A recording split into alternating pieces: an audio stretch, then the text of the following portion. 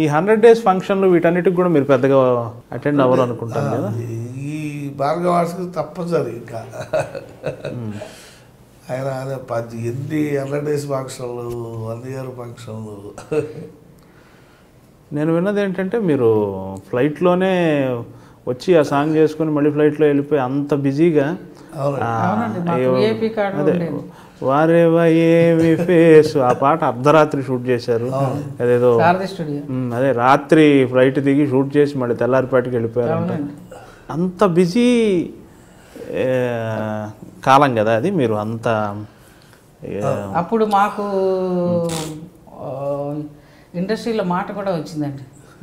ఈయన ఒక షూటింగ్ వెళ్ళిపోయేవారు, నేను ఒక షూటింగ్ వెళ్ళిపోయాను, మా ఇద్దరు అసిస్టెంట్లు పెట్టి ఒక షూటింగ్ అలా వెళ్ళిపోయేవాళ్ళు. వెళ్ళిపోతే కమల్ హాసన్ పిక్చర్ ఇంకోటి వస్తే వాళ్ళిద్దరూ ఉంటే చేస్తాను, ఒకళ్ళు రాను అని చెప్పి కమల్ హాసన్ గారు అట్లా చిరంజీవి గారు కూడా అంతే, వాళ్ళిద్దరూ ఉంటేనే అలాగూ అలా చాలా అలా కూడా వచ్చినాయండి మాకు.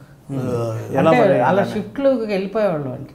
ఇది కూడా మంగమ్మ గారు మనవాడు కూడా మంగమ్మ గారు మనవాడు కూడా ఈయన ఒక చాట షిఫ్ట్, నేను ఒక చాట షిఫ్ట్. ఎవరు కంపోజ్ చేశారు? ఒరిజినల్ కంపోజర్ ఎవరు? మంగమ్మ గారు కంపోజ్ చేయడానికి లేదు అక్కడ, లేదండి. టైం ఏది మొహబ్బత్ అని సినిమాకి వెళ్ళాం, ఇది బాపు గారి డైరెక్షన్లో, ఏది హిందీ, ఇది అనిల్ కపూర్. ఈ సినిమా తెలుగులో పెళ్లి చూపుల సినిమా, తమిళలో తోరలు నిండిపోచ్చి వెళ్ళి అక్కడ కులుమనాలు షూటింగ్ అయింది, ప్లేట్ దిగాం. ఈవిడ ఇక్కడ షూటింగ్ ఉందని మెడ్రాస్ వెళ్ళిపోయింది, నేను డైరెక్ట్ రాజమండ్రి వెళ్ళిపోయాను. రిహార్సల్ చేసుకోవడానికి టైం మరి ఎలా మేనేజ్ చేశారు? Spot composing. ఓకే, అదే మంగమారం వాడు రాజమండ్రిలో షూటింగ్. ఓ అభిలాష వితిన్ 3 hours తీశారు. ఏ సాంగ్? సందే పొద్దుల కాడ ఊటీ. ఓకే, అక్కడ రాజు రాణి జాకి రాధిక హీరోయిన్ అండి. ఇక్కడ మెడ్రాస్లో ఏమో ఈయన మంత్రి గారు వెంకుడు చిరంజీవి గారు మగమహారాజు చిరంజీవి గారితో సాంగ్ తీస్తున్నారు. చిరంజీవి గారికి ఒకరోజు ఖాళీ ఉందని చెప్పి అక్కడ రాధికని రిక్వెస్ట్ చేసి చిరంజీవి గారిని అక్కడికి పంపించి వితిన్ 3 hours అండి. పొద్దున్న 2 hours, మధ్యలో నగరాలు చెడిపోయింది. మళ్ళీ సాయంకాలం 4 o'clockకి వితిన్ 1.5 hourలో స్పాట్ కంపోజింగ్. ఇటువంటి విశేషాలన్నీ మీరేమో ఎప్పుడు మీడియాకి ఇంటర్వ్యూ ఎవరో లో ప్రొఫైల్ మెయింటైన్ చేస్తారు. ఇవన్నీ ఎలా తెలుస్తాయి ప్రపంచానికి? చెప్పాల్సిన బాధ్యత మీకు ఉంది కదా, మీరు తీసుకున్నారు సార్. అలాగే రౌడీ అనే సినిమా అండి, కృష్ణరాజు గారి హీరో, సడన్గా పిలిచారు, సాంగ్ ఇచ్చారు. అది క్లబ్ సాంగ్. సిచ్యువేషన్ ఏంటంటే కృష్ణరాజు గారు తౌరుకు వస్తూ ఉంటారు, చలపతిరావు అని, ఆడు ఒక క్లబ్లోకి దూరుతాడు.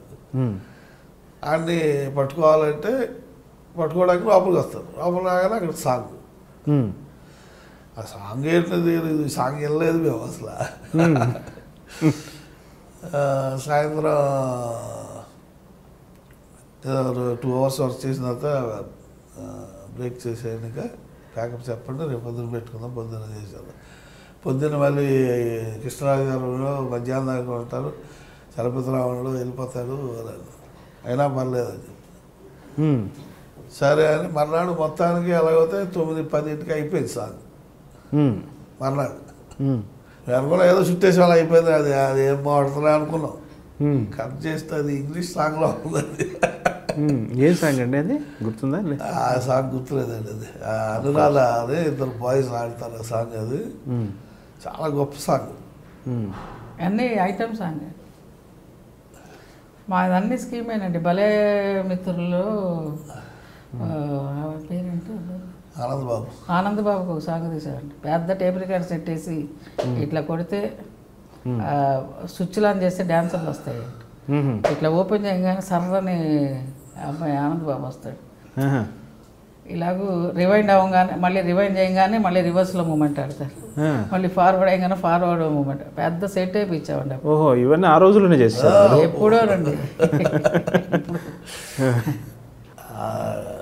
టెర్రర్ అనే సినిమాలో మోహన్ గాంధీ గారి డైరెక్టర్ అవుట్డోర్లోనే మాస్క్ చేసి 2Gలో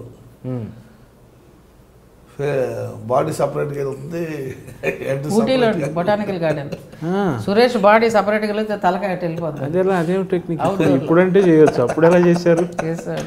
పర్వాలేదు, మాతో ఆ రహస్యం చెప్పండి, ఏం చేశారు? ఏముంది అది లేదు, మీరు చెప్తే మా బట్టి వాళ్ళు నేర్చుకోవడానికి కూడా ఉంటుంది. మాస్క్ చేయటం అనేది. మాస్క్ అండి. ఓకే, మాస్క్ అంటే మాస్క్ కావాలంటే మీకు మిక్చర్ కెమెరా కావాలి, మిక్చర్ కెమెరా లేకుండా చేసి వేయాలి ఇది. ఓకే.